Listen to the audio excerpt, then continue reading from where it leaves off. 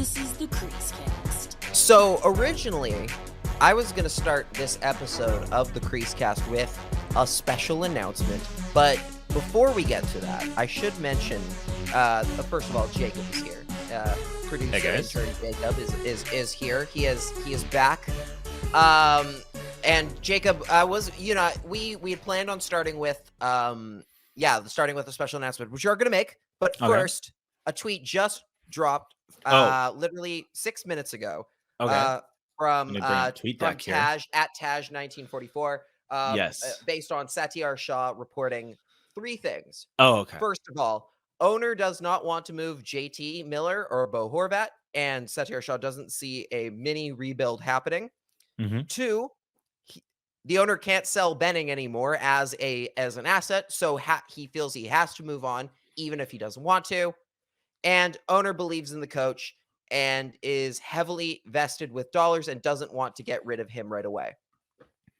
Which, here's the thing. If that is true, which Satyar Shah is a very trustworthy source on these kinds of things, of course, from Sportsnet 650. If this is true, that's good thinking. Like that's the right direction to be looking at. Now, whether ownership will actually act on that planning is anybody's guess. But that is the right way to look at things right now. They should be that it is the case of Travis Green is not. If you look at what's wrong with the Canucks, the coaching hasn't been great, but it's also not been so. It's clear that the Canucks' problems go far beyond what's happening on the bench, and that changing on the bench is not going to fix anything. So I would say, in my opinion, Jacob, that's probably the right way to look at things. Yeah, I mean, at this point, I didn't see them jumping at any sort of trades unless it's a small, like bottom six type of move to bring energy into the room. I'm actually on a different camp. I am the type of person that says they should probably be looking at the JT Miller market, but knowing this team, they're not going to. They're going to stick with him, and we're going to go the Toffoli route where we'll end up losing him for nothing in the future. At least I'm willing to bet money on that for sure. We've seen it before. We'll see it again. Yeah, this ownership group. I also agree. I also agree that they should move on from JT Miller in the sense of not because I think Miller is a problem or anything. Just again, we talked about it on the last show that I think the market you're going to get for JT Miller right now is higher than it'll ever be, and you should absolutely jump on that while you have a chance because you could really sell high on this guy. You can sell high and get a bunch of assets back for him. And that's not a rail against Miller. He's a great player. I'll admit I've had some differences on his, attitudes when watching him play his game, but there's no doubt that he is a locker room guy that really brings energy and hustle to the team. You see it whether he's having a good or bad game. He's giving it his all. So I'm on the page where most likely we're not going to see him moving teams until he leaves in UFA. But maybe it's better for the locker room that he doesn't end up leaving. But we know the circumstances. He'll probably end up going to UFA. And again, it would be another case of losing good assets for nothing. But before we get down too far into the depressing road of the Canucks these days, a couple things. Number one, I am wearing my always tired sweater, which came in today. Point to it. I'm gonna point to it on the video here. Actually, no, there we go. Use the right. There it is. Here. You're like, all right, now I need to plan my "I'm with stupid" sign for next time. I'll be like, have that. Always tired. Always with tired. Exactly. Like that. I don't know. Exactly. I'm wearing one of those. But more importantly, we do have an exciting announcement today that I am thrilled that we get to talk about today. And that is basically we recently found out that the CreaseCast has been accepted as early adopters into the Spotify video podcast program. So for those of you who are not listening on Spotify right now, you can now actually, if you go to your Spotify app on your phone, if you have it, not only will you be able to find the audio versions, the regular old audio podcast version of the show, you can now watch episodes directly through the Spotify app, which is really, really cool. And this is something that I actually knew was going to happen. Like, not that we were going to necessarily get in early, but I knew that Spotify had been testing that out. I believe they started doing that last summer in 2020. And I do remember Verge articles about it, Spotify expanding into video podcasts, and I assumed that was going to be in the next year or so. Yeah. Yeah, that was the thing. And I remember, and that was right around the time when I really was like, okay, I want to start making sure that the CreaseCast is ready to go for video podcasts, because I knew that was going to be a big deal if we were ready to go for that day when it came. And of course, we have the YouTube channel, which is why, of course, the YouTube channel exists, and we have all the YouTube video podcasts now. And what's great is, this doesn't is for anyone who doesn't listen on Spotify. If you listen on Apple Podcasts, which I know a lot of listeners do, Google Podcasts, etc., or it doesn't change how you get the show. It's going to be the exact same format on all of those platforms, exactly the same. It doesn't change the YouTube channel. We are still going to upload every single episode to YouTube channel. It is just now the bonus is, if you are a Spotify user, you can essentially now, you go to your app, you go to your fancy app, and you check out one of our most recent 3. We've already done a couple episodes there, and now you can see the full show on there. And I was very excited about it. I applied for our show a few weeks ago, and for us to actually get the email saying, "Oh, you've been approved to be one of the first people to get this," I was like, "Oh, that's actually kind of cool that we're actually pretty cool, important enough to do that." So that's very exciting. Hopefully that adds a whole other stream of people coming over to the show and everything, and who want to watch the shows and everything, because I think the video aspect really adds a lot to our podcast, and it makes it a lot better, and it makes for more interesting ways to do a hockey podcast. And so go check that out. Maybe it'll encourage you to switch over to a Spotify premium account at some point or something like that. What's also nice about this as well is that we can actually go back and replace the old episodes and redo and replace the old audio versions of episodes with the videos. So eventually every single episode that we have that has a video episode to go with it will have it on Spotify. It just takes a while, and it's all manually done. So it might take a while for me to get through I believe we have over 120 shows now on YouTube, our YouTube channel. Cause of course it didn't start with the podcast. It started at its own separate time. I believe, it's a lot of episodes at this point. I will say, I know this is, usually we don't start so much personal gloating or anything like that, but I'm very proud of the podcast, of the podcast channel. Like, I'm actually that's one of the things that I really have always really hang my hat on. 116 videos are up there, and that's not including Patreon episodes. That's not including a couple unlisted stuff.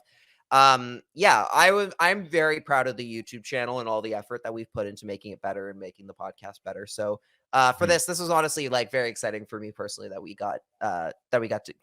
get to do this now. So that's cool. That's very cool. Every episode now video form on Spotify. I'm sure we'll make some sort of promo for it later or something. Yeah, for sure. Yeah.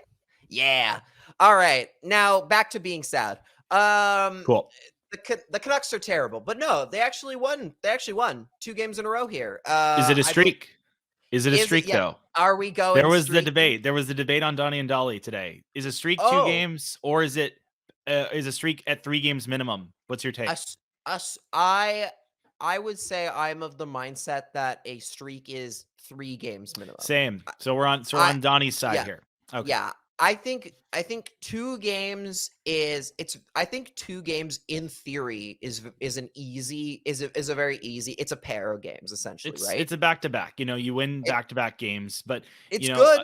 Bad teams can win back-to-back games, as we've seen. Yeah, so, winning 2 games in a row is not setting a pattern. It's just setting it's essentially a blip, right? It's if you can follow it up with more wins, you can look at it as, this is a norm rather than an outlier.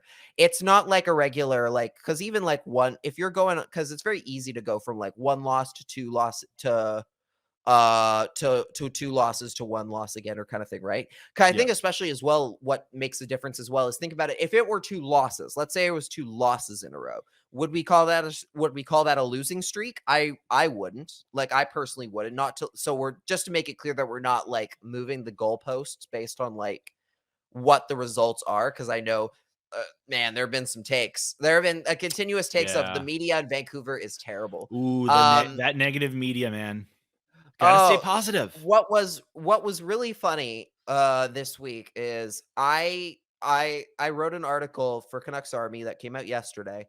And it was about Quinn Hughes and how he has had like a quietly very good season. I know where you're going with this. Yeah, and it was very Man. and it was very surprising to see a tweet later in the day. I don't know who it was. I know who it was, but I'm not going to say it. I know who it was. Okay. I'm blocked by this person. I am blocked by this person, by the way. But I saw it from so other people were tweeting the screenshot of it, and I was like, oh, that makes a lot of sense. So, again, I don't know who it is, but I just know that I saw a tweet where it was like, oh, the media hasn't said one thing about Quinn Hughes and his 4-point night. And it's like, what? Literally, like, there were a lot of tweets. People? Drance tweeted about it. Not Dolly, sorry. I'm thinking Pat tweeted about it. I feel like it had to be talking about it on the morning shows and all right? that Like, too. they had to know that was total crap, right? Like, maybe they just don't follow the right accounts. I don't know. Maybe they're too hung up on everyone who's being negative and they don't surround themselves with the positive people. But the echo chamber. I don't know. I feel like they're chasing waterfalls because they want to claim that it's more negative than positive. And I get that. But at the same time, you can't just make claims that, oh, they're not saying this, when clearly the evidence online is that they are making light of it. Quinn Hughes had a really good night. He had 4 points. And he also is one of the fastest defensemen to get to 100 points, I think in 156 or 57 games. And he's in some good company with those defensemen, if you look up the stat. Yeah, he's sitting pretty with right now with Adam Fox and John Carlson ahead of him in the defensive points totals right now. But like, yeah, it's one of those years where it has been such a tough season for everybody that he is very much flown under the radar in terms of how well he's done up to this point. And honestly, I think that's partially benefited him a little bit. Like, just the fact of like, there's no pressure on him to be spectacular when the team is not doing well, is doing so clearly badly as a group, as a unit. Like, in that sense of like, no one is being like, oh, he needs, like, if they were winning and he was, say, like, it would be very clear that he is having a great season, and maybe say other teams would be paying extra attention to him a little bit more. I think right now he's benefiting from I am playing my best. I don't have to worry about, there's no pressure on me to be. He's locked in long term. No pressure for contract. I mean, contract expectations, you can talk about Pettersson all you want. He's feeling the weight of that, according to Drance. But I feel Quinn Hughes has made it in a way, at least in terms of the expectations for himself and what he stands here. The Canucks are not having a great year, but he's just doing his game. You know, sometimes there'll be days where he's having an outstanding game, 4-point game. And then other days there'll be a highlight reel mistake by him on like a goal. But at the same time, you know, he's putting up points, and he's playing the role that he was brought in to be at this point. So, he's done an exceptional job. And again, considering the fact that he has seen, frankly, downgrades on his partners at this point, on his defensive partners. Now, to his credit, Luke Schenn has played very well in the last couple of games. I was about to say Schenn has actually been one of his better partners, but you know, he's like bottom 4, you know, AHL. He has to go out every couple of games. Yeah, again, Luke Schenn is fine. Again, in a normal situation, Luke Schenn should be a guy you only use in a pinch. He should not be a guy that you're using 82 games a year, because that's just not what his quality is. But he's doing fine so far. I will start by giving Quinn Hughes the Infinity Gauntlet, because that's given. The 4 assists is worth it. Yeah, you beat Ottawa, a team that's dead last in the NHL, looking really, really bad right now. But hey, win's a win, and especially with this team, like, you take them when you can get them. And this is the first game all year where the Canucks actually looked very clearly for the full 60 minutes like they were the better team. Like, they were clearly like light years ahead of Ottawa. You wonder about the national media attention the Miller goal would have gotten if it was from a Toronto player. That is something. Or even just McDavid, because that last goal, it's like. But guys, McDavid what about Jack Campbell's barbecue? God Lord, yeah. like that good old Ontario boy. I mean, he's not even Ontario. He's from the U.S. He's American. But, yeah. God, I keep forgetting that. Like, God, that goal was awesome. But it's like that goal is gorgeous. Luke Schenn's goal is gorgeous too. Luke had a great goal. I was actually very surprised. I remember because I missed a lot of this game. I had a lot of stuff going on that day, but I tapped in and out every couple of every 30 minutes, be it how it's going. I saw the Schenn goal and I couldn't believe it. I was like, damn, where was this the whole time? It's like, can Luke Schenn do this all day? Probably not. But it was a very fun goal to see, and he was very happy with the celly. So yeah, it's like. Yeah, it was overall just a fantastic goal. Yeah, I made mention of it, but good Lord, pass it to Bulis, Daniel Wagner posting the screenshots of TSN's Instagram account where they have quotes from the Leafs about the Leafs having a day off. Well, it's oh my God, don't you remember there was the Leafs talking about doing a team dinner at Jack Campbell. I don't even know if it was Jack Campbell's house, but it was the dumbest stuff, and I was like. Literally, only TSN the Toronto bias is real. I get people say we're crazy. Has its moments. Yeah, Sportsnet has its moments where they go way too hard on the Maple Leaf stuff for sure. But they have the national rights though. An degree. TSN takes it to an degree for a reason. They don't have national rights, so they have to cater to that one. The biggest NHL market in this country, which is Toronto. It's the biggest one. But there's no way Leafs fans actually care about this. Come on. There's no way that any of them really care. Probably not, but there's got to be some. Some care. There's lots of likes on those Instagram posts, obviously. My hot take is that at this point, they're doing it just for the angry tweets. They're doing it just they're playing it. They're playing into that villain mindset. You mean? They're going full heel, and they're purposefully posting. I mean, it's getting crappy Leafs tweets about the most random. Again, not about again. If it was just about what's happening on the ice, who cares? They're good. That's team. coverage. Good. That's regular coverage. I mean, they're the first place team in the NHL. Of course, they deserve a lot more coverage than say the Canucks do in terms of positive things. But I feel specifically when it comes to this or any sort of clearly unimportant stuff that they're just making full things about, I think they're just doing it to get a reaction out of probably people. Gets them a lot of impressions. It doesn't matter what platform. If they're going to put out Leafs content that gets people angry in other markets here in Vancouver, it's getting attention. It's pulling their name into the conversation. They probably think it's good. It's TSN is not a brand that's going to be worried about its bit. Obviously it's a corporate brand. You got to make sure your reputation's clear, but on social media, they're just going to push the Leafs. They're going to push the Leafs in certain ways because they're a sports brand. And honestly, if their name might be dragged in the mud a little bit by no name users being oh, you cover the Leafs too much to an extent, but that's not going to tear down their brand.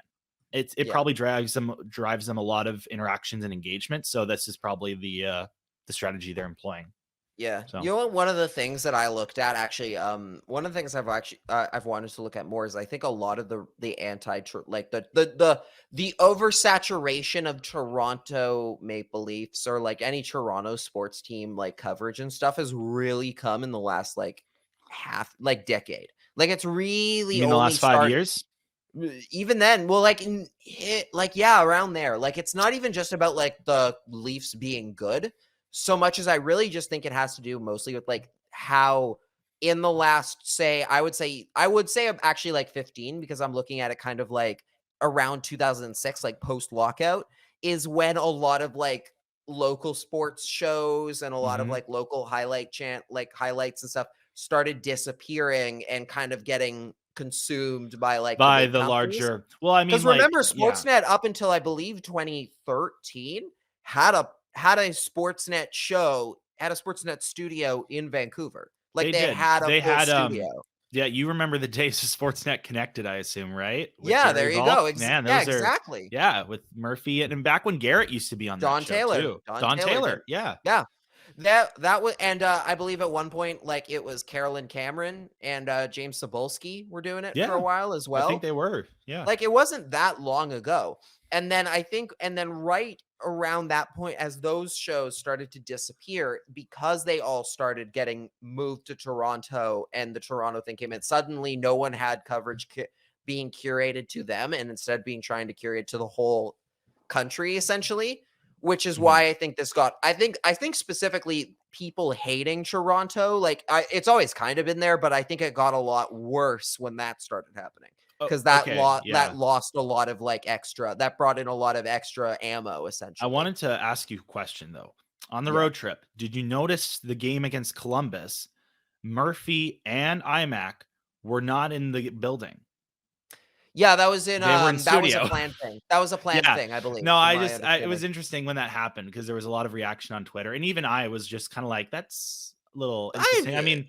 I wish they did more things still in the building, but obviously with COVID they gotta just play around. It's weird. And see if they're gonna do that. Like honestly, that would be great if they put that studio, essentially put a similar looking studio in Vancouver. Like do that. Like they have that little box, like they have that little I wish they did. Yeah, but they're not going to. They're going to save the money and just say, hey, if you're on the road trip, just stop by Toronto and then just go to your next. Because it says what they did. The team went to Columbus.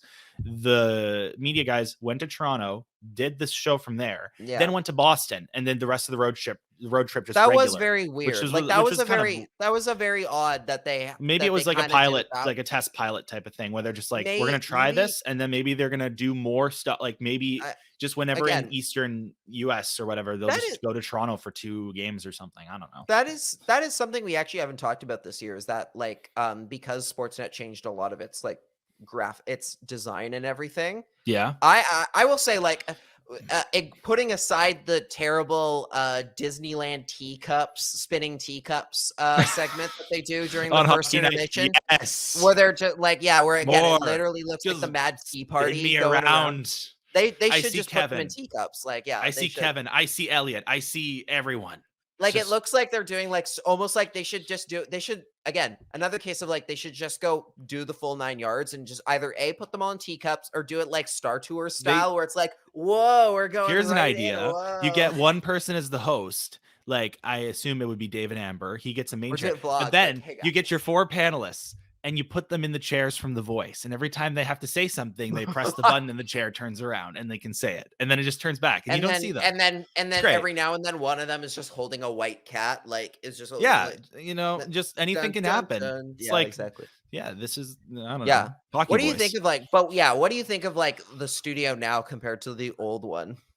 Honestly, I think that the studio they've done is great. I think that the graphics, I think we may have briefly touched on it when the hockey season first began. At least maybe you and Cody did. I think the package they put together for graphics in the studio, they've put a lot of money into this, which I think was severely and really needed, given that Sportsnet has been relying on a lot of the same stuff for the last 7 or 8 years since this huge rights deal began. Well, it's almost one of those cases where they spent money to save money, because if I remember correct, this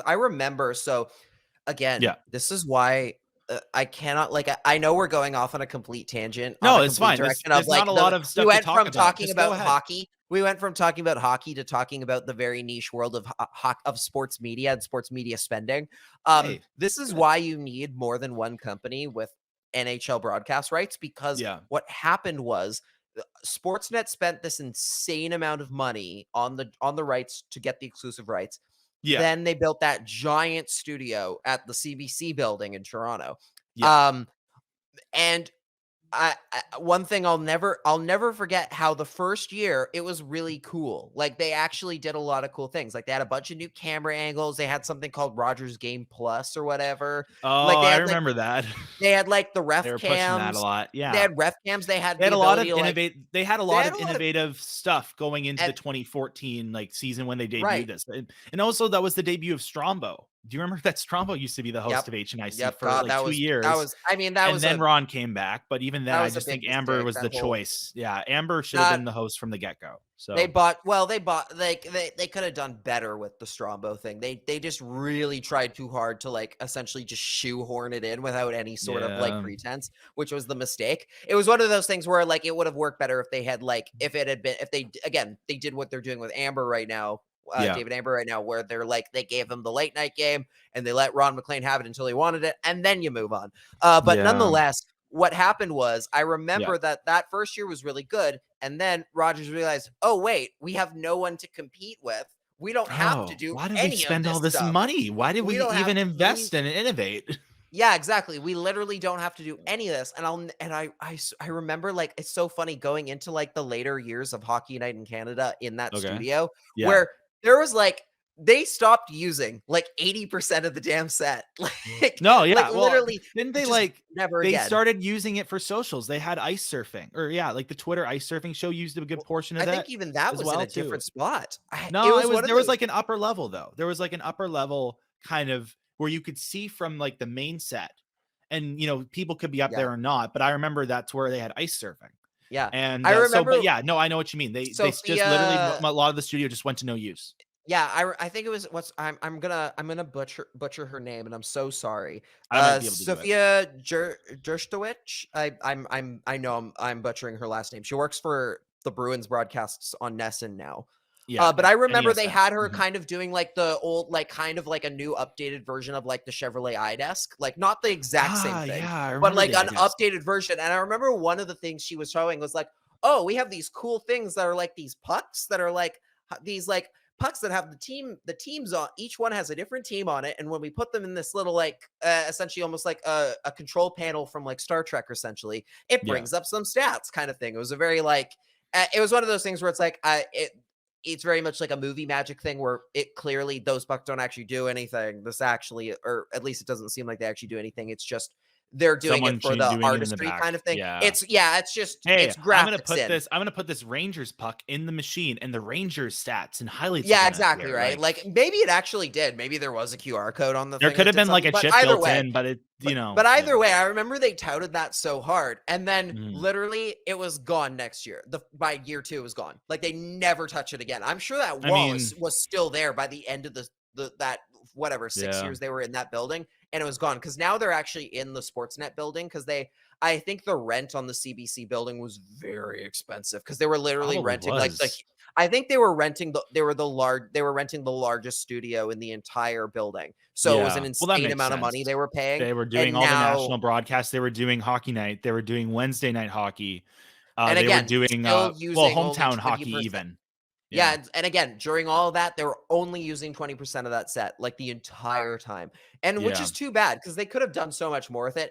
But again, now that they're in the newer spot, it looks a lot better. This got way off topic. No. Also, sorry. To bring us back to the NHL, breaking NHL news. If you saw this on Twitter, Lachlan, one of the best goalies in the league, Igor Shesterkin, down with an injury and couldn't get up. Oh, that's not good. I was just looking at Twitter and there it is. So Dan Rosen from NHL.com, senior writer. Igor Shesterkin's down in the crease, hurt, can't get up, slowly up to his knees, tries to get on his feet and falls down. He needs help off the ice. This is not looking good, not putting any weight on his right leg as he leaves. So that's an interesting development for the Rangers. Yeah. That's a huge bummer for the Rangers. Well, they have Alex Georgiev, who is actually very good. Yeah, Georgiev, yeah.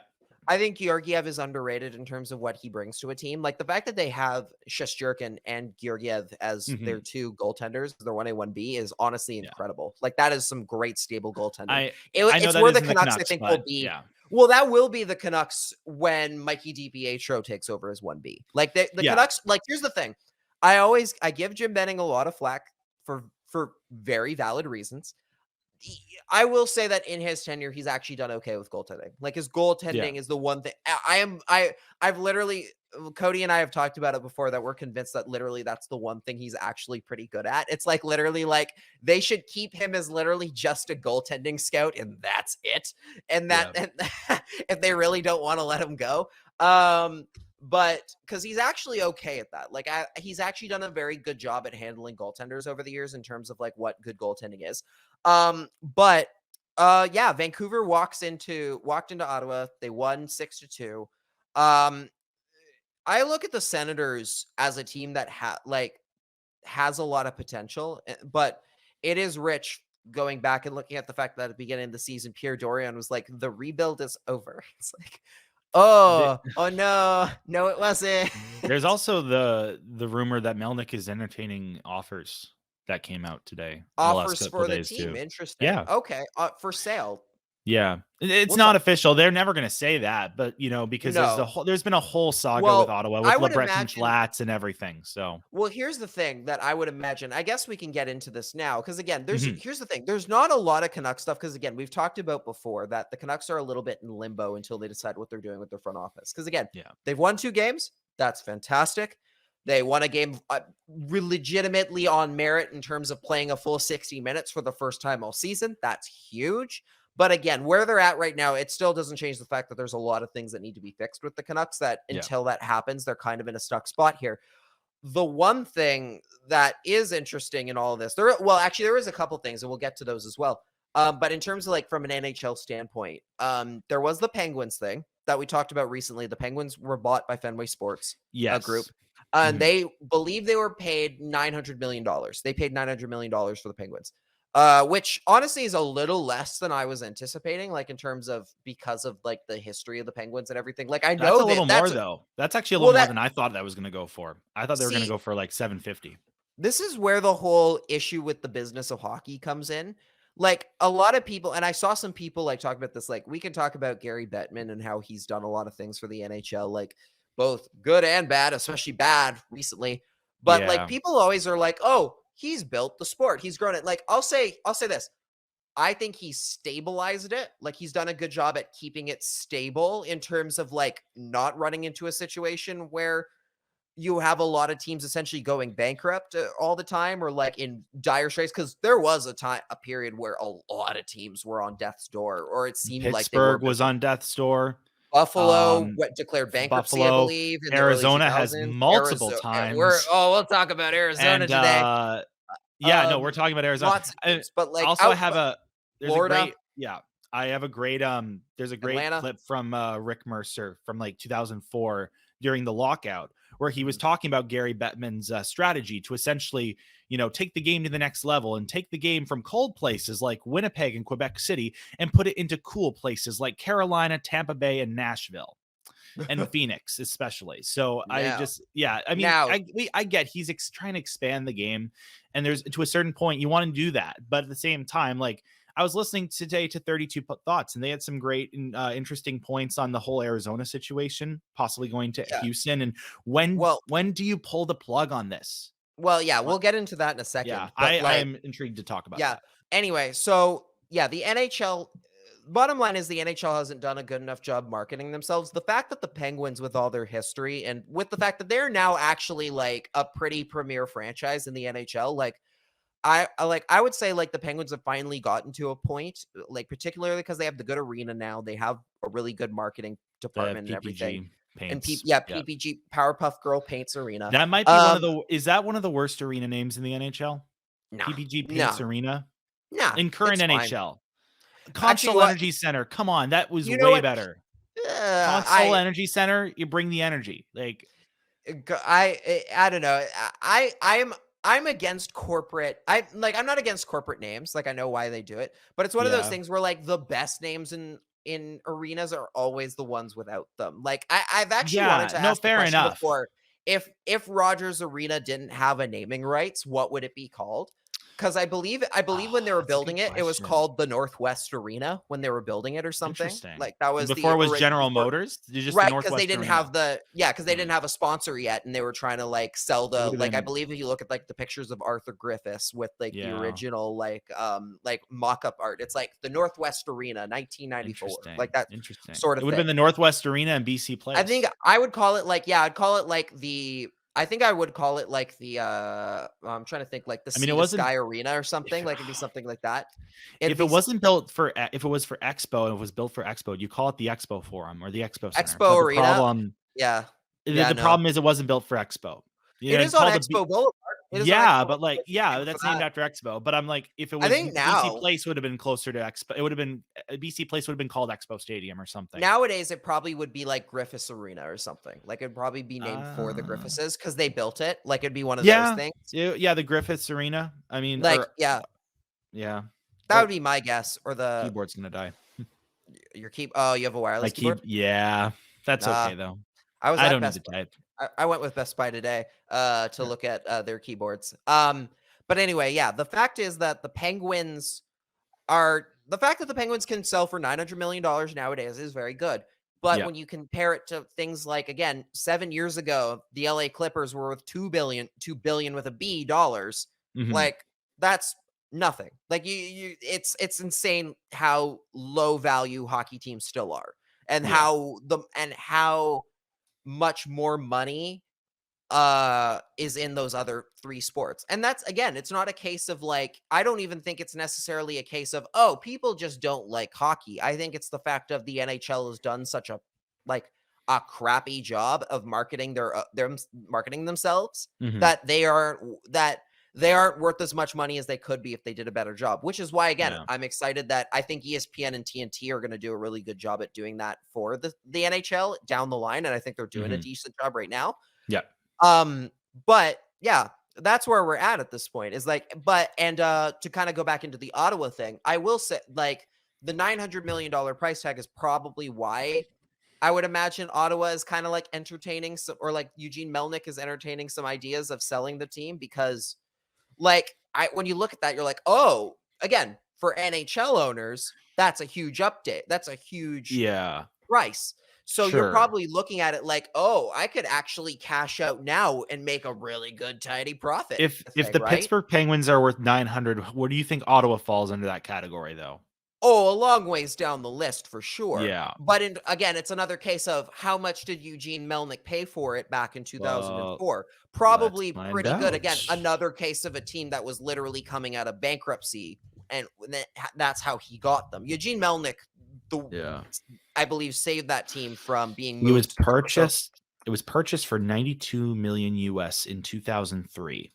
Which, again, for clarification, that is $20 million more than the salary cap, than the salary cap ceiling for teams now. So that's a lot of money. That's a lot of money compared to what they were worth long ago. The Ottawa Senators are now worth $540 million according to Forbes. So that's a pretty hefty. So that is a pretty good increase. That's 5 times. That's over 5 times what you paid.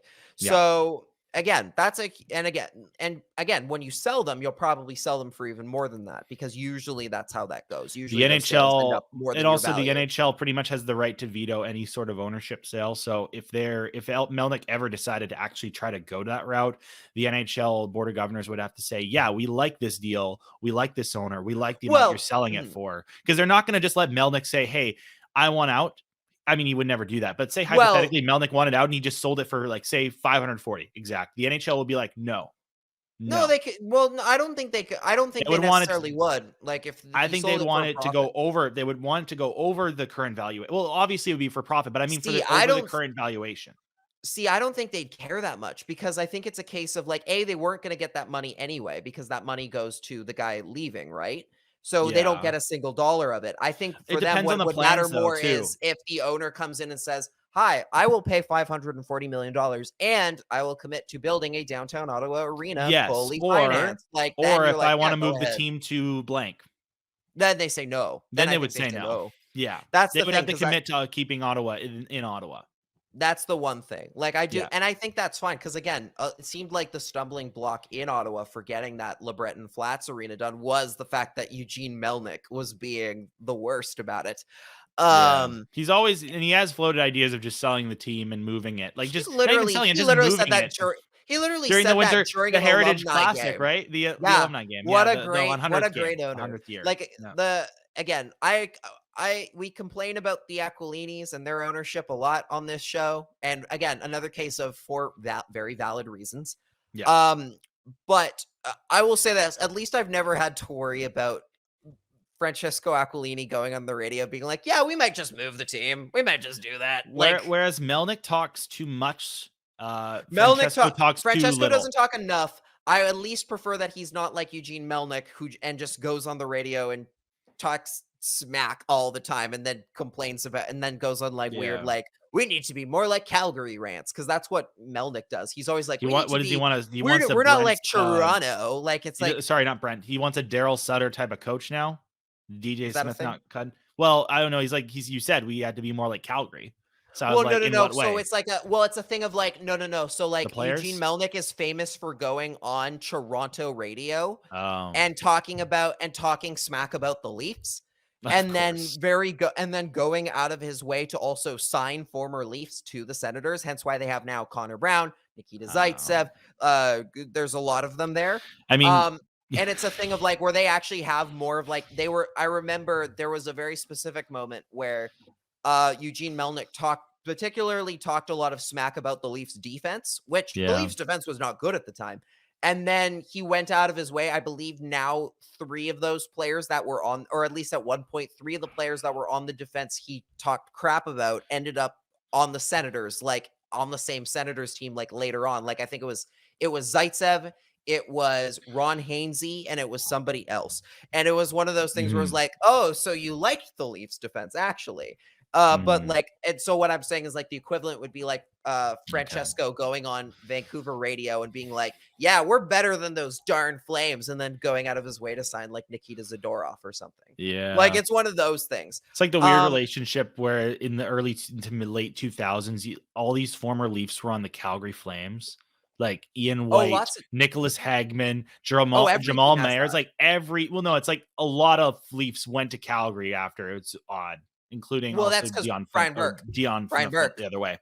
Brian Burke. Yeah, that's why. I see. And every team, actually, I would say every team has like that kind of like interesting relationship with one team. Because Vancouver, Florida for us. Vancouver's is Florida. That's right. It's the Panthers. The Canucks and the Panthers have had a weird connection over the years, where I think they share like 6 goaltenders between them. Like Sean Burke. It's Sean Burke. It's Luongo. It's Kirk McLean. Markstrom. There's a long list of goaltenders. Like, you can go to, I don't have the list in front of me, and we won't do that today. But there's like a whole thing of like, obviously Pavel Bure was a Panther and a Canuck. Sean Mathias. So you go down the list. Like, and this is not like a managerial to managerial thing. It's literally just throughout both those teams' history, they have had a tendency to trade with each other and make like these trades where they shuffle like their players back and forth. You could make an all-star team out of those guys, I'm sure.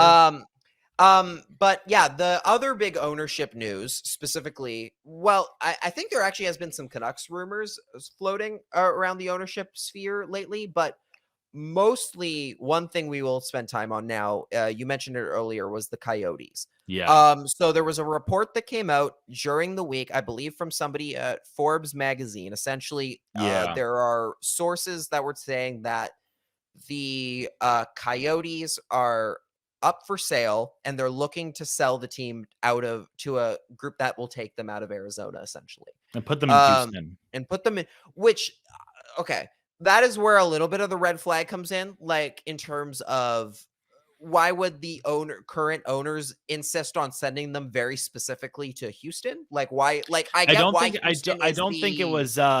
was the owners that preferred that. It's just they're up for sale, and the most likely destination would be a group that would take them to Houston. Because I don't think the owners would think it looks good on them if they were like, we bought the team like 2 years ago. This is Alex Marullo we're talking about. And they were like, we tried, we're out, we're selling it to another group in Arizona. They would be the ones that would say, hey, we were the last owners to deal with this. It's not working. We're going to sell, and they're going to take it to Houston. Yeah. Cause so there have been a lot of interesting things around the Marullo group ownership of the Coyotes. There was the whole athletic Katie thing. Strang, article. There was the Katie Strang thing. There has been the long-standing belief that Alex Marullo, who a lot of his, again, this is based on what we've heard, I believe, is that so Alex Marullo has made a lot of his money in casinos. He's a casino magnate, owns a lot in Vegas. In Arizona, you can only get a gambling license if you are either a Native American tribe, or if you own a sports team. That is the only way to get a gambling license. So a lot of people believe that he only bought the Coyotes to get a gambling license in Arizona so he could build casinos. Yeah. But again, he still has to maintain ownership of that sports team to do so. Obviously, but he's not going to put the utmost care into it if his primary goal was to, like, he'll put a front of being like, hey, you know, we're so excited to be the proud owners of the Arizona Coyotes. But given the type of environment we've seen out of this, I don't think his PR is all that in terms of like. So the Coyote, So Craig Morgan, who's a pretty well-known writer in Arizona, well-known Coyotes beat reporter. Essentially, the Coyotes responded. If I don't have the quotes in front of me, I'm going to pull them up in a second. It's a good quote. It's a good quote. The Coyotes, if you've ever read Coyotes PR statements since the Marullos took over, it is fascinating. They are they're very fun in the sense of, especially because you and I have been taking PR class in a PR You've been class. taking communications, media relation skill classes. Yeah. So it's really funny seeing what is very clearly a bad choice. Like, it was what is clearly very bad owner, like PR being done. If I can, God, I'm looking for the quote. It reminds me, like, I'm trying to think, like, it would have been funnier is, like, you know, they put out the tweet. Arizona didn't put out this tweet. Craig Morgan got a quote from the Coyotes and he tweeted it out. Yeah, but it would have been better. Official statement from the Coyotes is, in relation to the reporting, I found it, is this is false, totally false. We are not selling. We're not moving. The Coyotes are 100% committed to playing in Arizona, which is very nice. Like, but also it's reassuring, I'm sure. Very aggressive. Like, it's that very aggressive. Well, like, how dare you? It's like, not even, that aggressiveness actually makes me feel more worried about that situation. Yeah, no, I think, for obvious reasons. Number one is that, you know, obviously they're not going to say, hey, we're exploring other options outside of our market. Yeah, no. That would be such a bad idea. So of course they're going to deny it. But the second of all, that aggressiveness seems so on the defensive side. Yeah, like, you're acting really. It's one thing to say, hey, you know, this report that came out, it's false. We're not doing that. But the way they said it's false, 100% false. No, it's like, never. It's like, we're not doing this. Like, something's up. Yeah, given that we're not moving shirt. My we are not moving T-shirt is answering a lot of questions. Right? Like that whole thing.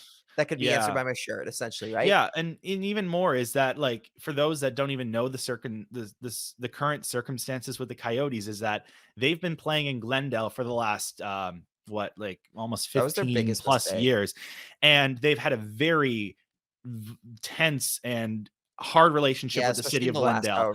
And so finally, like any good not any good, like any toxic relationship it has to end. And Glendale finally said, we're done. Glendale literally evicted them. So after this season, after the 2021-2022 NHL season, the Coyotes will no longer be able to play at Gila River Arena, which is in Glendale. And that's the arena that they've been playing in for the last 16, 17 years since moving from downtown Phoenix to Glendale. Now, they're having an issue because there's not a lot. I mean, there's a couple arena options, but they want to get a dedicated hockey arena built in Tempe. But that's a long process to build or get a groundbreaking and build a whole arena, right? Takes a long time. That not only is it not cleared to the point where it's not even approved so yet. It's not a case. Yeah, there's no approval. There's no nothing. Plan, it's being they're doing the whole or at least they seem to be doing the due diligence of we're looking to build this arena. There's a lot of legalese and red tape to go through, essentially. Apparently there was a report that they're running into legal issues now with that Tempe plan, which makes this report more credible in that if they're running into issues, they may, because apparently they were talking on 32 Thoughts about if they can't get Tempe built, or they say the Tempe project is just, it's going to happen, but say it happens, but it's going to be a long process to get through. Where do they play? Glendale's out of the option. So they were like, oh, we'll play at Chase Field, the baseball for the Diamondbacks. We'll play at not America West. It's now Footprint Center in downtown where the Suns play, or we play at the Arizona Veterans Memorial Coliseum. So here's the thing, right? In what's funny is that in hindsight, the biggest problem was the Coyotes had the Coyotes not left the arena that's now the Footprint Center, because it was America West and they played there when they started. Yeah. Had they stayed there, they probably would be okay right now. That literally, I think their entire franchise, like going down the tubes, can be All traced back stems to moving to going Glendale. to Glendale. Yeah. Like, yeah, because great idea. Let's move into the suburbs when famously more people are leaving the suburbs. And Traffic's terrible. Traffic's terrible, et cetera, et cetera. The Coyotes are in a spot now. Like, the one thing that the Coyotes might have going for them here, essentially as far as staying in Arizona, is the fact of, so the reason why why it hasn't been like a guarantee that they're going to go, why it hasn't been just the immediate, we're just going to go back to playing in Phoenix, like at that arena, is because the owner of the Phoenix Suns essentially said, nope, they can't come back. Nope, we don't want them. Absolutely not. Them. Like, has had a hard stance on, like, absolutely not. But now there has been a massive expose essentially on Rob Sarver. Yeah. As being a terrible, terrible human being. Shocking. As a billionaire, terrible billionaire who also happens to be. Yeah. He apparently lots of issues with racism and misogyny, of accusations of that. Likely coming to a point where he's going to also have to sell his team. If the Coyotes are lucky, the next owner, good with the new owner of the Suns. The next owner might be willing to make a deal there. Or even potentially like something where it's like, hey, sure, we'll not only will we do that, we'll also team up with you on a new building or something. Because I believe that building is still technically very old. Like, even the America West, I mean, they did renovate it a lot. Though it would be interesting if they decided, like, the Suns and Coyotes like joined forces to build a new arena. Yeah. I mean, literally the only reason why the Coyotes can't play there long term is that it's not built for hockey. It's not built for hockey, and as was the problem when they were originally playing there. It's the same issue with that the Islanders had in the Barclays Center, where it's just the Barclays Center situation again. The ice, where the one end of the ice, where could not be seen because it had to be underneath the upper bowl, essentially. Yeah. So there were lots of seats with an obstructed view. I mean, maybe they fixed that, because it's possible. Like, I don't know what the situation is, because again, they have done massive renos in that timeline. But I don't know if those renos were for hockey though. They were only basketball for sure. If anything, they probably, if anything, took a lot of the old hockey equipment out when they were done, like when they were renovating like the floor and everything. They probably were like, well, let's take out all of the old coolant. Let's take everything out. Yeah. So it'd have to be a case of where they'd have to, again, truck it all in essentially again and try and rebuild it and rebuild some stuff. Again, it's a very temporary situation. But honestly, here's the thing. I've talked about this before. We talked about this when the Coyotes expose came out on them and the terrible workplace environment that the Marullos had essentially put into place there.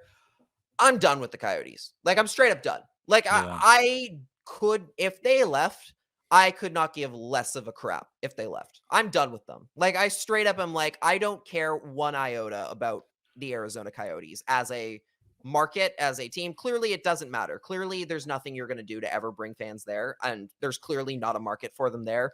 Get rid of them. I'm sick of it. As an organization, they've been a massive failure to the league and to the fan base. I just feel very bad because there is a fan base there. I'm not saying that it's the biggest fan 10 base. of them. There's 10 people. I'm not saying it's the biggest fan base or, but there are fans there, and there are people that have gotten into hockey with the Coyotes.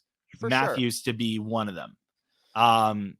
But yeah, I mean, at this point, it feels like so much has happened over the last like decade and a half, 2 decades with this team that you kind of have to just look and say, Gary, like, are you just like, are you like turning into Francesco Aquilini where you're just like, God, please send me a sign. 5-game losing streak. God, just keep sending. Come on, send me a sign. Send me a sign that I need to change. I need to change. Jim betting, like pretty much, like. Honestly, like they've gone to bat for the Coyotes so many times. They've taken day-to-day operations over. They've had to buy the team and operate it for a while. But like at this point, honestly, they just need a fresh start. Even then, like say this Tempe thing is long-term frustrating. Pull a what do you call it? a Hornets situation. You move them to Houston or to Kansas City and have them play as tenants there until Like, what do you mean? Tempe is resolved. Say they get Tempe, but it's going to take 3 years. You put them in Kansas City for 3 years. Very nice arena there in Kansas City, for the record, Sprint Center. Yeah. And build a fan base there. After the 3 years are up, they get the team back, but Kansas City is your next team option for relocation. I see. I'm of the Or mindset Houston. of there's no other team to relocate. The Coyotes are them. Like, if anyone's okay, that's what I'm saying. But like, Arizona. if the NHL is so dead set on the Coyotes being at Phoenix, they can't be there. I don't think the NHL is gonna love the idea of the Coyotes being like, so for our next season, because Glendale evicted us, we're going to play a quarter of our home games on Chase Field when the baseball season is over. We're going to play a quarter of our games at Footprint Center. We got an agreement just to play like, only a few dates there. We're going to play the rest at like the not the University of Arizona, the Arizona State University. The NHL is not going to be like, yeah, that sounds great. They're going to be like, no. What? They're going to say like, no. Either you have a single, or you split between two places, and I think that's the most they would ever do. They would only choose two concrete venues. Yeah. More importantly, either you have an arena deal ready or you don't. If you don't have an arena deal, okay, you have to move for good. Like, you're not coming. You're not going. But no, I think the NHL would be willing to tolerate the crap just so that Gary wouldn't have to be like, Arizona failed, guys. I don't think he could. I don't think he could because. I don't think he could, in the sense of like, if there is no arena deal there for them and they're screwed to the point of they don't have the Tempe deal even ready, like there's no way he could tolerate that black eye of, we don't even know if there's an arena to be had here. Yeah. I think it's a case of the Coyotes are screwed. I think they're done. And I'm sick of dealing with I'm sick of people telling me, oh, but they're like, oh, but there's fans in Arizona. There's a whole fan base there. I feel bad, but I'm not gonna say that they're, I get that. Yeah. I get that the team has not done a good enough job like marketing themselves as well, but like, and also like, I get the whole, like, the team's not been good for a very long time. But I'm sorry, I'm done with this. Like, I've been having this conversation people have been having this conversation since 2010. I'm sick of it. I'm sick of having to talk about, oh, the Coyotes are in trouble again. No, get the hell out of here. I'm so done with them. They're literally, the only good part about the Coyotes is the jerseys and the logo. That's it. Yeah. I could get rid of everything else. I don't care. Their history is not so great besides the jersey. The pessimist in me says that Gary will somehow pull some BS and try to keep them there. The optimist in me says, hopefully he sees that there's no future. He pulls the plug and starts a brand new image somewhere else. And I hope it would be in Houston or Kansas City. I think those are the best options. Yeah. I'm mad about even that. Like, I'm like of the mindset of like, where would Quebec. You prefer them to go? That's Quebec. Not happening though. It should. That's the right call. It should, but like back in Quebec City. But Quebec City does not compare to one of the top 10 U.S. television markets in it does when country. You're guaranteed a sellout building there and you're not in the other two. You get a sellout building, but I don't know if that's going to be great for their television ratings. Canada is different than the U.S. They would be. It's one of those things. Expansion's the only way they would do that. Why they want Houston or Florida all of a sudden just ran off Kansas City. I think the Panthers are actually long-term set. Like, they're good now. Yeah. They were the other team that maybe had a worry of moving. They're fine. They're fine now. They're fine now. Which is good. I quite like the Panthers as a market. Yeah. I wish they were not in Sunrise, but Yeah, I wish they were still in Miami. Another team that completely shot themselves in the foot by moving to the suburbs. It's funny how both these teams have used their state as their moniker, like the Florida Panthers, Arizona Coyotes. Yeah, because they have to. That's done okay is the Colorado Avalanche, because they didn't literally they stayed in Denver. They just they were going to be the Rocky Mountain Extreme though. Yeah, that was quickly squashed for very good reasons. Thank God. Speaking of crazy names and jerseys. Oh yeah, we're gonna go into that. Oh yeah, talk about that. I'll throw these up on the screen. The Stadium Series games. Talk about another two teams that have been sometime at cases back in the 2000s where ultimate rivalry.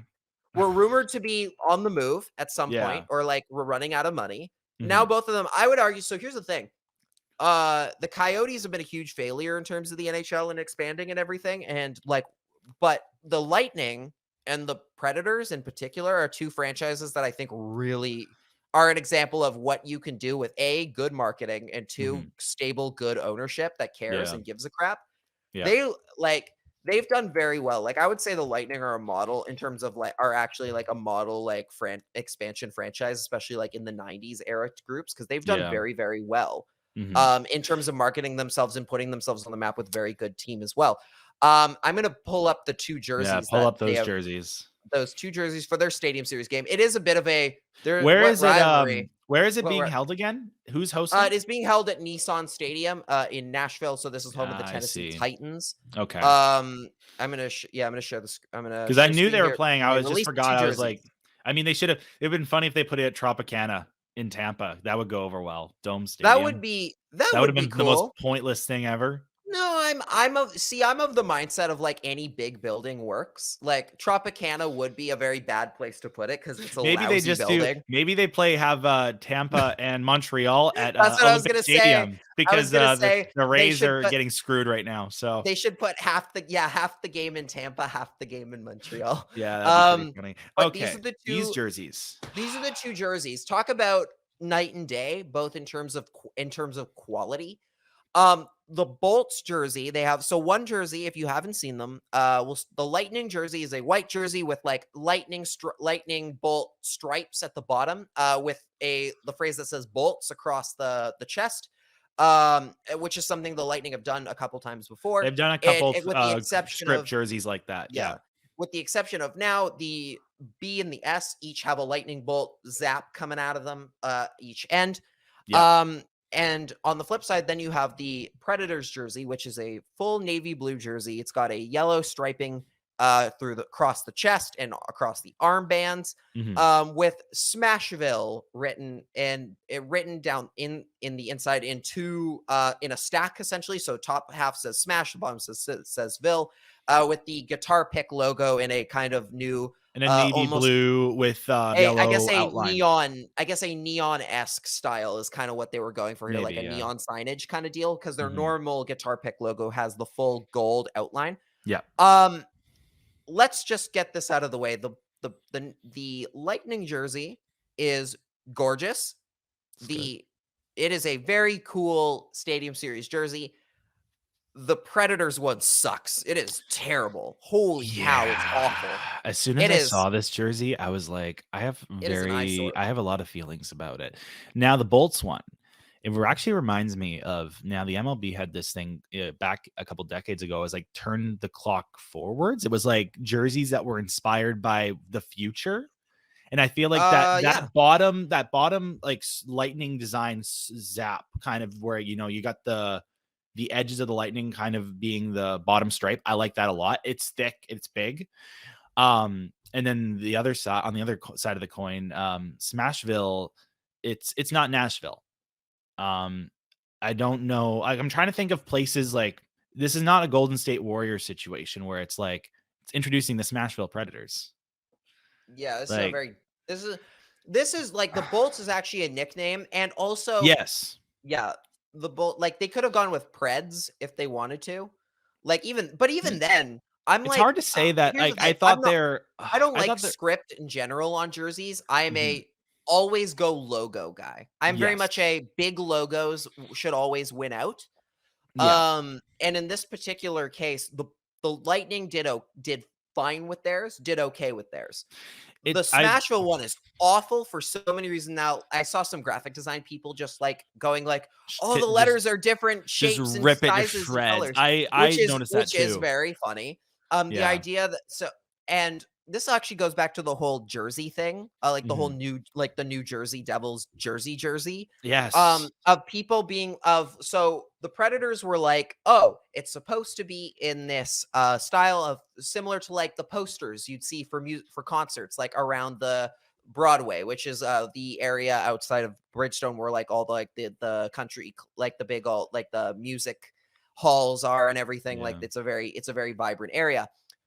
I don't buy that for a second. I think this is corporate bullcrap where they're like, yeah, we're pretending this has some sort of meaning. And the reason why I mentioned the jersey is because the new there was this jersey great article. There was this great article in Aesthetics, which is a website just for jerseys. Great website for the record. Yeah, it's a great website. And they were like, I don't buy, and they were talking about like the whole, these stripes mean this means this, blah, blah, blah. Because every jersey revealing will put like it's like a branding guide where it's like, this was inspired by this, this is this. And you can usually, like, even a casual fan can usually say, hey, I think they were inspired by this, whether it's a logo or this part of the branding or city that they're in. And then some other times you can just look at that and be like, some marketing genius just thought of that, and they're just making this crap. They're just making up this crap. Yeah. There was the whole the old Lightning jersey that we could bring up as well. Yes. There's that one as well. I was gonna bring up the old Nashville Stadium Series. Like, I thought so Nashville was in an old, like, 2 years ago they played a Stadium Series game against Dallas, and I thought their jersey was pretty bad. It was like handwriting Nashville Predators on a yellow stripe. It was a away jersey because I think it was being played in Dallas. Now, I thought that was a bad jersey, but that was actually a good jersey now compared to this. Now, and that one actually, like, when I say the whole, like, marketing team came up with something silly things, the Nashville, that Predators Winter Classic jersey, there was actual evidence that was that they were using, doing a faux back based on, I believe, a team called the Dixie Flyers, like the Tennessee Dixie Flyers, which is actually kind of cool. That is pretty cool that they went and dug through that. Yeah. And hence why I'm willing to forgive on that kind of a jersey. When that works. This one, again, is clearly a case of they were given the jersey and told the PR team, okay, tell us why this is special in some way or another. It's not a good jersey. Like, again, and especially considering the Predators have a great logo to go off of. Like, I don't know why their logo. Like, they've had minor changes to it. Great logos, but their logo has mostly, like, they had the weird 3D version kind of in the triangle, but the main Predator has kind of mainly stayed the same with minor alterations in the mid 2000s to kind of get it to the logo we have now. But it was a good logo when they made it. It was a little ahead of its time, actually, kind of. Yeah, in some ways. The original logo was a bit busy. Like, I think the original Predators logo was a bit of a busy logo. It had a little too much going on, which is why the text above it had said Nashville, and then they did the Vancouver route of having text on their jersey and then the logo. Terrible. They did terrible. It was there was a triangle before the Predator, and eventually they were just like, triangle just take the Predator. On the white one. There was there was the weird also 3D one too, the Sabretooth in 3D. I was like, and that had like a mustard yellow jersey. The Predator, and then, but finally, when they in 2012, I think it was, when they brought the gold, when they brought the gold, it was was the correct call. Like, that was the correct call. That was easily the best jerseys in franchise history are the ones that they wear regularly now. But they made minor alterations to them, but they're pretty much the same. There's been some changes. They simplified the logo. They made it look a lot cleaner. It's a much better logo now and a much better look now than it used to be. I don't know why they're insistent on going with the Smashville look here. It's a very they want to coin it. It's like it's already a coin. You know what? So if I could make a kind of it'd be like the Buffalo Bills being like, we're gonna make a jersey that says Bills Mafia on it. It would something be like that. I think the best comparable I can make is if the Canucks literally made a jersey that said "We are all Canucks" on the front, like, or Van City, like the Van City type of branding, maybe. Because I don't think we are. But even then, every team, I think here's the thing. Every city has like their version of that. Because it's all based off the Run DMC look of the Run DMC rap group. Every city you go to has like some version of that. Run, which is like why 305 or whatever. Because Smashville is supposed to be like their literally their slogan, right? So I don't know if it's their slogan. I thought it was just their like you go out the building, it says "Welcome to Smashville," like on all welcome to Smashville, but like they consider themselves Smashville, like that's their fan base nickname.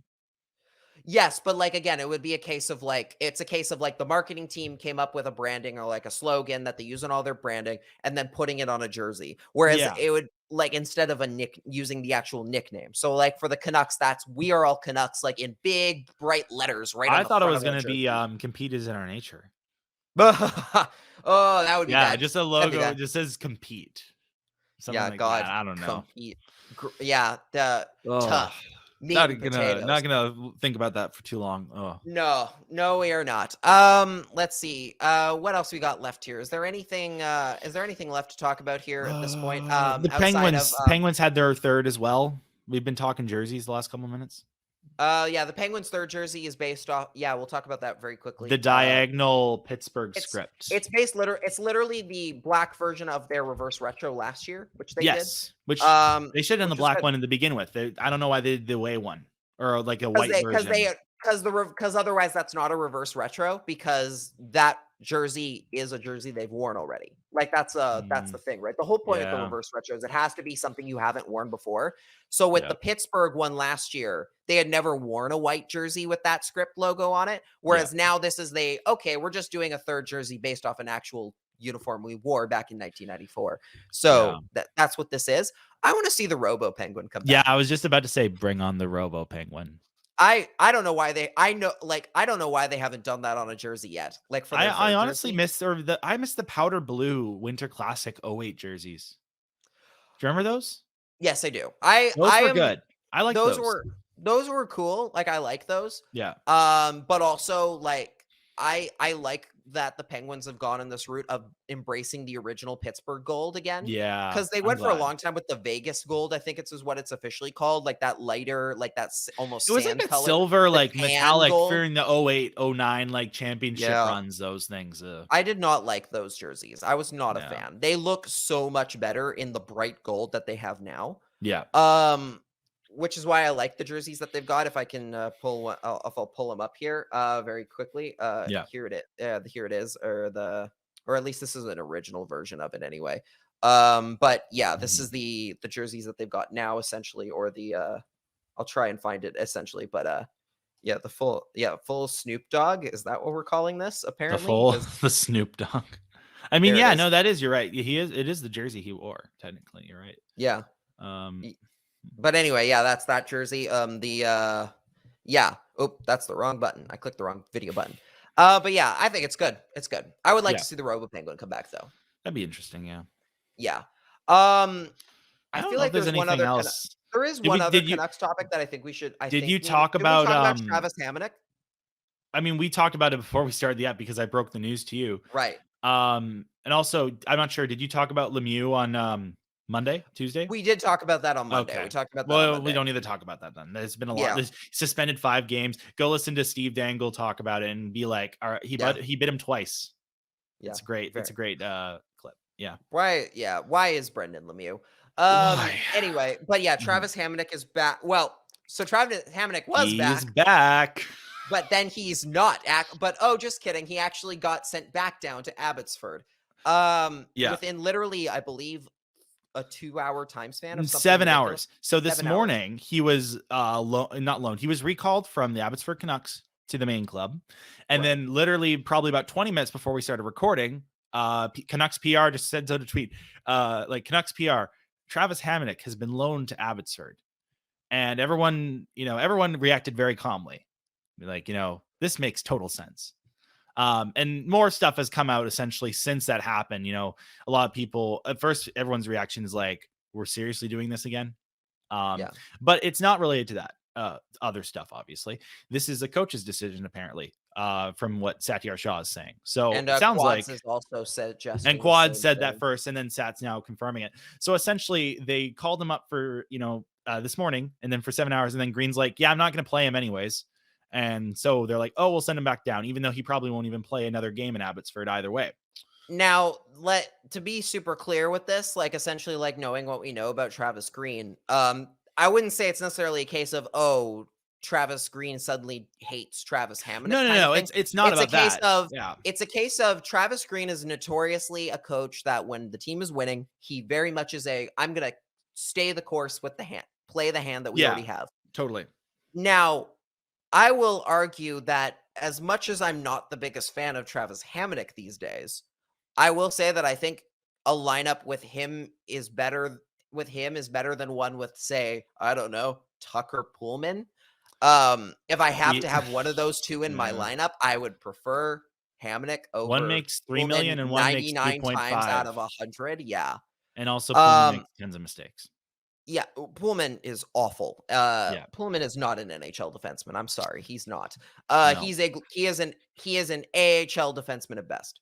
Um, i- with Hamonic, it's a case of at the same time, like it's one of those things where I'm like, I don't know what to do with Travis Hamonic at this point anymore. Because here's the thing: he got sent down, right? He got sent Yeah. down before they went on the road. Yeah. And did not play a single game the entire time. There was the whole Mhm. thing of, oh, he's going to come back during the road trip, specifically when they come back to Canada, because there's the whole thing of, oh, he's got his second vaccination and now he's going to get to play with the rest of the team and join them at least in Canada while he's waiting out the 2 weeks or whatever. Mhm. That didn't happen, and he didn't play a single game in Utica or Abbotsford. And Utica in the brain. the claim is that he was sick with some sort of flu bug.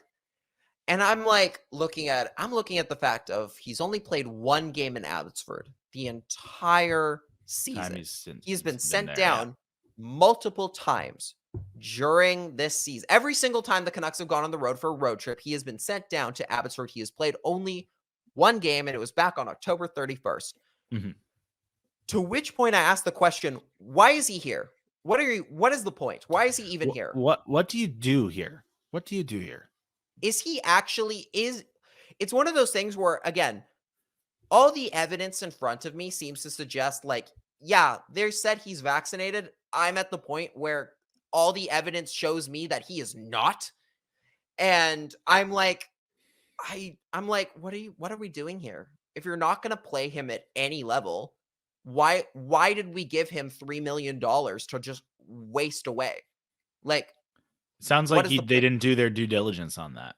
Nope. And they're trying to, they don't want to swallow their mistakes. They just want to, they're like, oh no, it's fine. It's fine. He got vaxxed, even though a lot of evidence seems contrary to that. Now, I'm not going to say I think he's unvaxxed. I think he has probably gotten vaccinated, but at the same time, there's probably something else going on, which is why he's not playing in Abbotsford.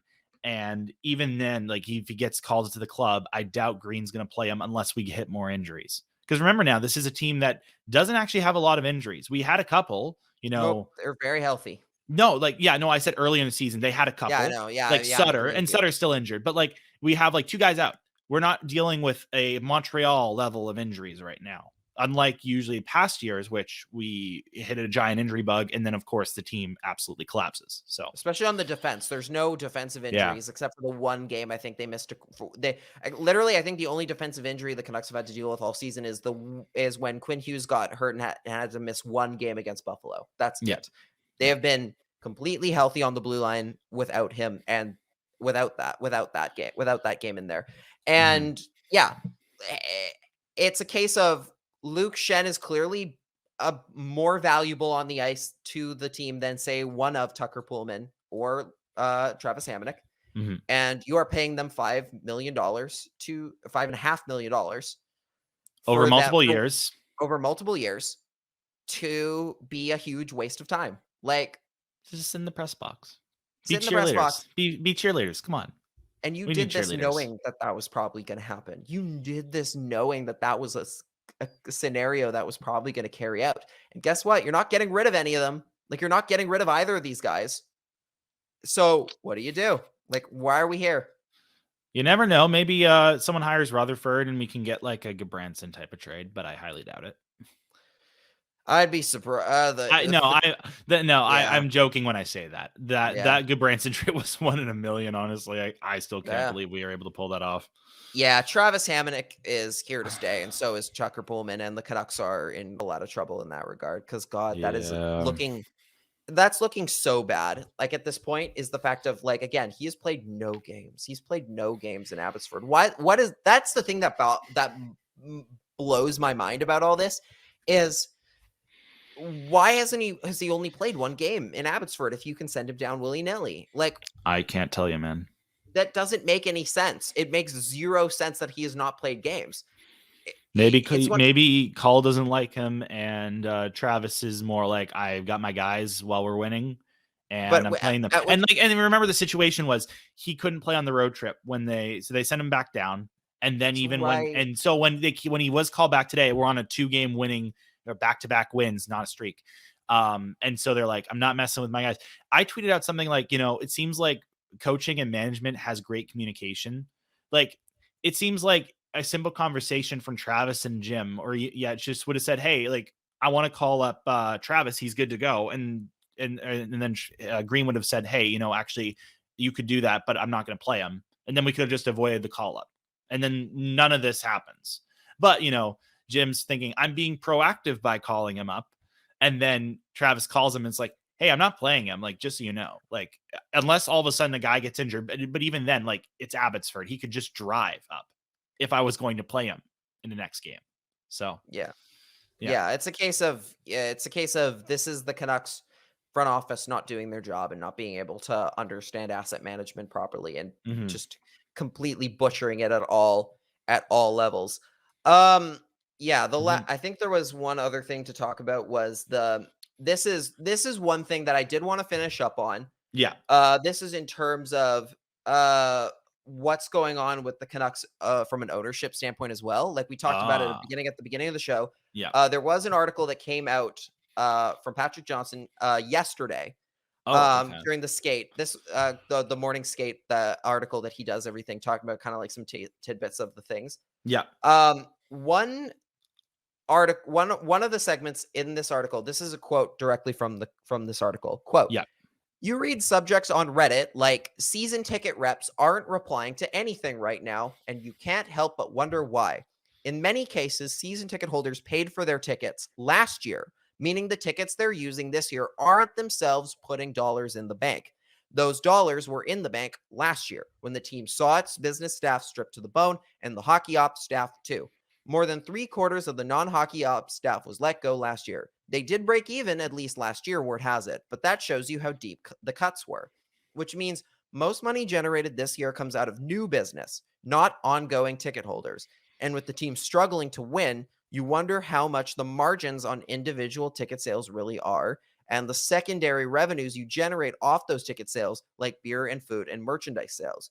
You also wonder how the old tax bill that's finally come due affects things, as well as how the main family trusts coming up to their expiry dates affects financial planning as well. It's not a conventional time to be a hockey owner, that's for sure.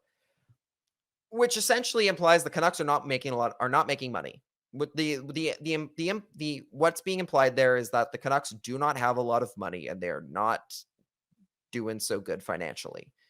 Specifically, ownership is not doing well financially. There has been rumors of that for a while, that ownership might not be in the best financial situation right now, besides just what's going on with the Canucks. But the Canucks are certainly what's going to put a big damper in things because of how much more expensive it is than their other assets. Yeah. That's going to be interesting to keep an eye on if the Canucks actually have the money to keep going, or like ownership has the money to keep things afloat these days. Well, that also would give you a preview into why they would have been hesitant to let people go, hire anybody, and hire anyone. Well, this because is the they still have to pay that bill, even if they have to pay the bill. They have to pay people for their remaining years left, and even then, like I'm the type of person, and like I've pretty much been outspoken. I'm like the person's like, well, I don't see this getting any better the way it is. You might as well cut your losses, get new perspective, at least internally, and start overseeing things in terms of preparing. Because I think it was on Sekeres and Price, they had an interesting thing. Would you wait until the end of the season? If you wait till the end of the season to bring new people in, they don't have time to actually review the team and take it in that direction. At least with the Montreal, they're bringing Gordon in now. He's going to have all the season to make his decisions. Ducharme's safe till the end of the year, he said. If he decided that, Ducharme wasn't the coach, he would have probably gotten rid of him. But now that they're waiting till the end of the year, most likely because they don't have the money, is that we might go in a direction where the new people that come in don't have a good grasp on what they think. They've only been viewing from the outside, and they don't have a lot of time then to prep for, draft, free agency, and so forth. Also, I have to imagine at this point, you'll make more money by changing management. You will bring more people back because they believe that that change is on the way. And they actually have hope for the future, rather than right where you're going right now, where they are just like, where nobody's showing up because they don't want to waste. They don't want to support this. They don't want to be a part of it. So, yeah, I mean, it will be interesting when we get home games there. They play Pittsburgh on Saturday. And this thing is very, it's very liquid, this whole situation. The insiders keep saying it's a day by day thing. On a whim, they all of a sudden, I feel like at the most unexpected time, they'll lose a game really close somehow. And then all of a sudden the next day I'm going to get a thing. It's like Jim Benning's been let go or some crap like that. And I would have been like, how is this the final nail in the coffin? Everything else before was fine. Losing, 5-0 losses, whatever, that was fine. But then losing to by 1 goal to this because it apparently was the final straw. I feel like it's gonna end up like something like that. On the day where I most least expect it, I'm gonna get a tweet notification. Yeah. So yeah, that's probably how it's gonna go. And that's how this episode of the CreaseCast goes. Jacob, it's been a pleasure. Where can the folks find you? They can find me at JKMNEW on Twitter, and I actually have made my Instagram public for the first time. I don't know why it was on private really to begin with. I mean, so you can see, so I'm there. You can see me at jacob.km.new on Instagram as well. Yeah. Go see all those spicy photos that Jacob takes. All those thirst traps. It's a lot of family pics, a lot of scenery. I like to take a lot of photos out on the water on the coast, nice. Near the Sunshine Coast in particular in BC. So nice. Cody is not here today. He'll be back on the next show. But if you want to check out Cody's work, you can find him at ahlnuxharvest.com, and you can find him on Twitter at Cody Sievertson, and at his website's Instagram at AHL Nux Harvest. You can find me on Twitter, Instagram, and Facebook at Lock in the Crease. You can also find my writing work at canucksarmy.com. I just posted an article about Quinn Hughes, and in the next month, I'll be posting a lot more there.